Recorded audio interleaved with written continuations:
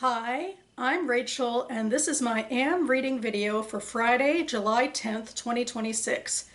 Going up and filmed on a Saturday, which is kind of my usual, but I feel a little accomplished in this video because just a couple of days ago I was doing a mad dash to finish up my June reading, as in I started it in June and I put up my reading wrap-up video, and I knew this would be my next video and I'd actually have to start reading a brand new book, in order to have something to talk about.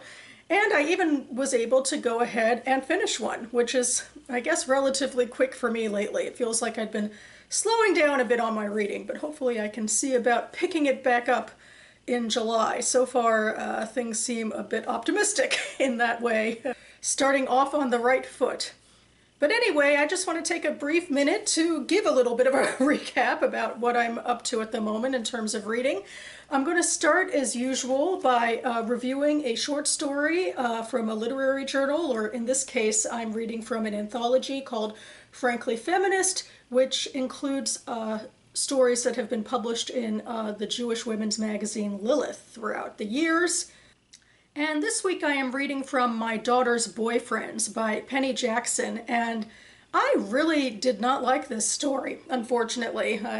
Some have to be duds, I suppose. I mean, it started already on a downer note for me.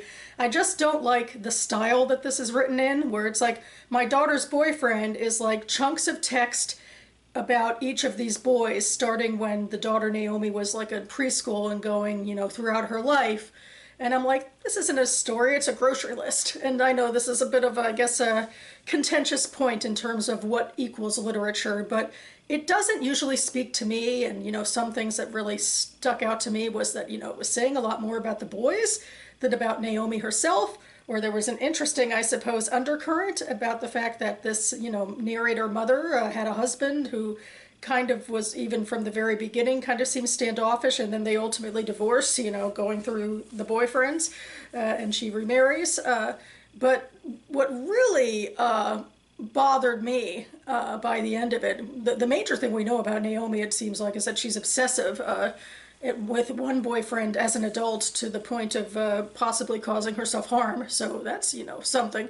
But I'm just going to go ahead and spoil things because I assume not a lot of people are going to be picking up this story, but it ends with her death. She dies tragically as a young wife, a pregnant wife, and it's a sudden death. And that made me even more angry that this was the story that was being told. I mean, that we know next to nothing about this woman. We know more about the men.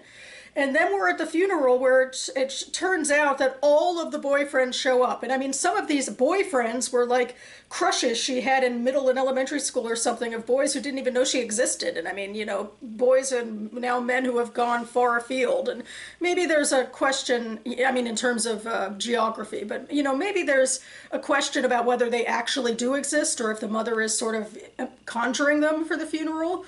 And I'll go ahead and just say this is a Jewish story because Naomi's Jewish, and so some of the boyfriends and some of the references are Jewish, whatever. But anyway, I just thought this was really, I found it, I was angry and offended. Like, this is how you're going to remember your daughter? Through these associations, most of which are fleeting. And, I mean, who is she as a person? I don't know. I was frustrated by this one at the end, but what can you do? Speaking of tumultuous love affairs, the first book I have finished for July is Winter Kept Us Warm by Raeff. This is a top of my Goodreads TBR pick, meaning that it had been on my Goodreads TBR for so many years that it, floated up to the top, and I have a resolution to, skim that top. And so this is historical fiction about some sprawling relationships that take place over I guess half a century, basically, a little over even. It takes us close to the modern day. I believe this was published in 2018. And we are following these three friends that met during World War II. Two of them, the two men, Leo and our Jewish character, Isaac. Well, he's a Jewish socialist Russian American background, sort of, that's his background. They meet as soldiers during World War II. Ultimately, right after the war, they are stationed in Germany for, I guess, the post-war cleanup, the area that the U.S. Has claimed.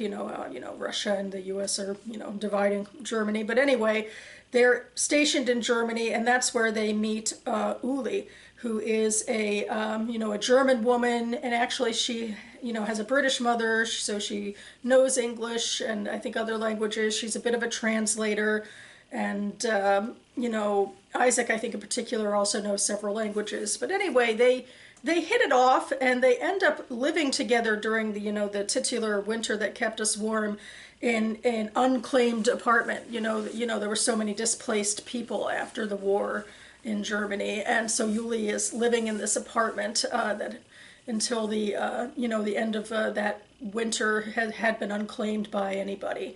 So it's sort of like this sort of protected time for the three of them, where they get to sort of bolster against a broken world together, and I think it really fleshes out the love between these three characters. And there's a lot of queerness in here as well.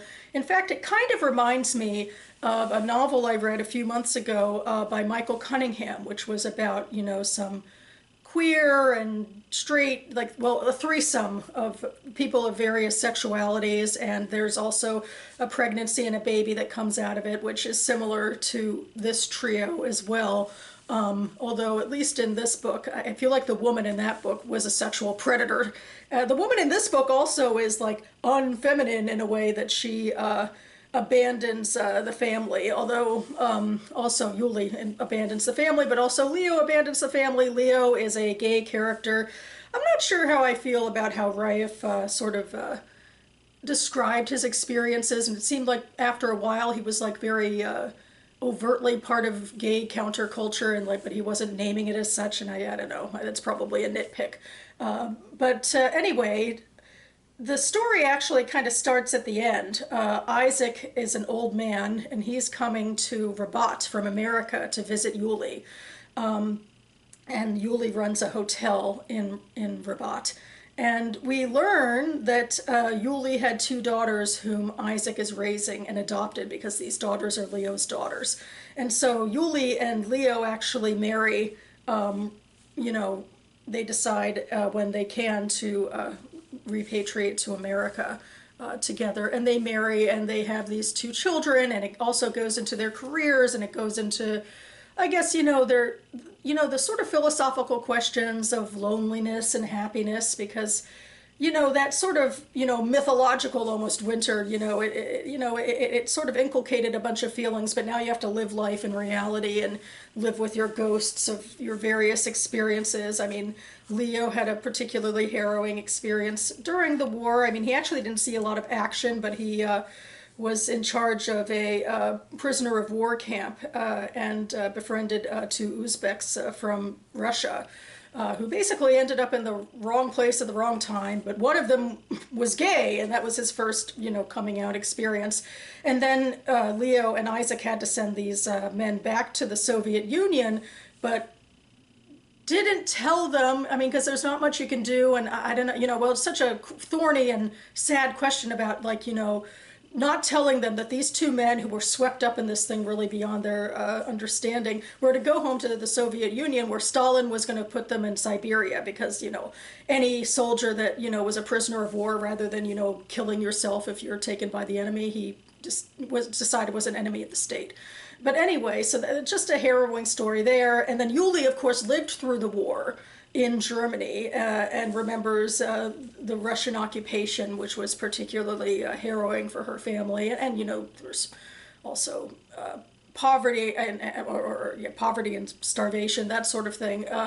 So yeah, and then Isaac had this background as a character who's Jewish and whose parents came to the U.S. and never quite fit in, and questioning where their socialism fits in, where Russia ended up, versus who he is. Like, he's an atheist, although he has a experience in the war where somebody pegs him, like an anti-Semite pegs him as a Jew, so that kind of opens up some feelings for him as well. I don't know, I feel like I'm rambling a bit beyond. I did like this story, although I don't know, to a certain degree I feel like it got, even for me and my, pro-plotless self, maybe it got a little too lost in the weeds of ennui and what makes me happy, and, and to a certain degree, the three of them throughout all the years still kind of lived in a world of the three of each other, and then the two daughters that Leo and Yuli had and ultimately abandoned, and Isaac was the one who raised them. But I don't know, I still think by and large, it was sort of a sad, poignant story about these people and their relationships and their history. And finally, the book I'm in the middle of, or really still the beginning of, I think I'll be reading it slowly, is When We See You Again by Rachel Goldberg-Polin. This is a memoir, one of my anticipated reads of the year. I bought it on Indie Bookstore Day.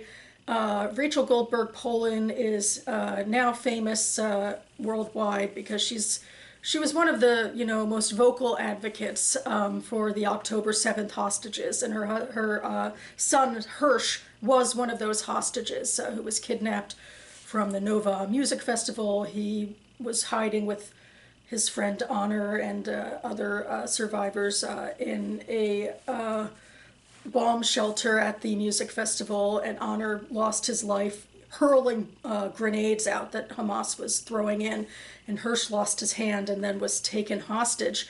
And actually he survived for over 300 days in the tunnels, but then the IDF was getting close to releasing Hirsch and the people he was held hostage with, and Hamas murdered them. That's his story. Her story, Rachel's story, is of this fierce, exhausted advocate. And she just has, you can tell from her interviews, she just is just a really thoughtful person, now a really heartbroken person. She's religious, and this book goes into, she came from a secular family and how she became religious, and it's her, she was an American citizen, is an American citizen who made Aliyah, which means that she and her family, including Hirsch when he was a young boy, moved to Israel because of, a strong sense of peoplehood, because, Judaism is an ethno-religion. There's a strong ethnic bond through our religious rituals and our history tying back to that land. So anyway, I think this is going to be a really raw memoir. It's not incredibly polished.